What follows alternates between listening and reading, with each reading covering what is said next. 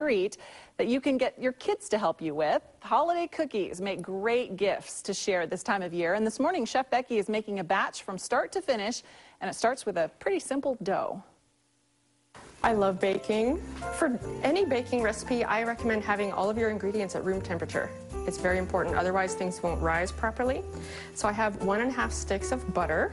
I'm going to add into my KitchenAid mixer. I do recommend a stand mixer for baking. It just works so much faster than a small electric handheld mixer. Adding 1 cup of sugar. And turn this on and mix it for 3 minutes on medium-high. And that is going to cream the butter and sugar together and make it nice and fluffy. It'll be a pale yellow color when we're finished. And I highly recommend setting a timer. It's very easy to underbeat cookie dough and cake batters. Here we have our creamed butter and sugar. Then I have 1 egg at room temperature. I'm adding ½ teaspoon of vanilla, and that'll mix for 1 more minute.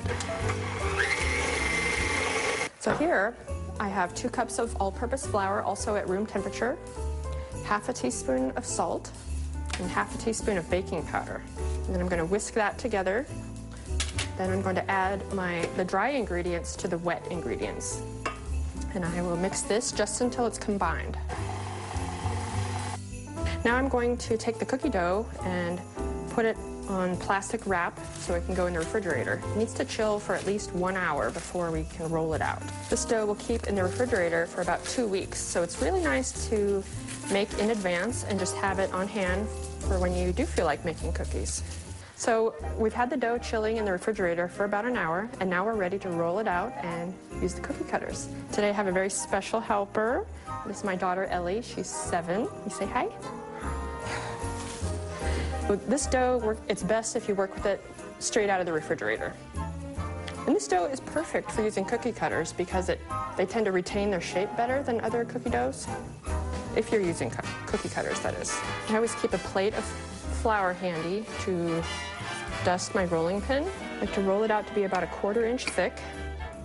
So if I have intricate cookie cutters, like this Christmas tree, for example, I'll just dip it in the flour, and that'll help the dough release easily. Ellie, would you like to help? So, just press and wiggle. You can peel off the surrounding dough. These can bake about 1 inch apart on the cookie sheet. So if you're going to be using these sprinkles, I would put them on before baking. And here on my cookie sheet, I've arranged all of the things that are going to have the green sprinkles together and all the red sprinkles together. That'll help keep your colors from blending. So now our cookies are ready to bake in a preheated 375-degree oven for 7½ minutes. Our cookies have baked, and now the house smells great, and we are ready to decorate. You can choose whatever color you like. So this is the delicious butter cookie recipe that's on my website, chefbecky.com.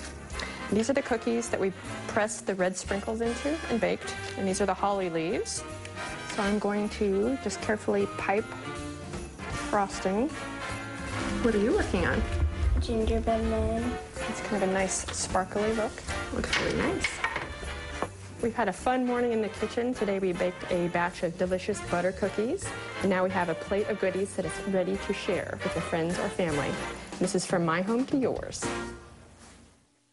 And they taste really good. If you are interested in this holiday cookie dough recipe, you will find it along with the other recipes from the show on KMTR.com. Just click on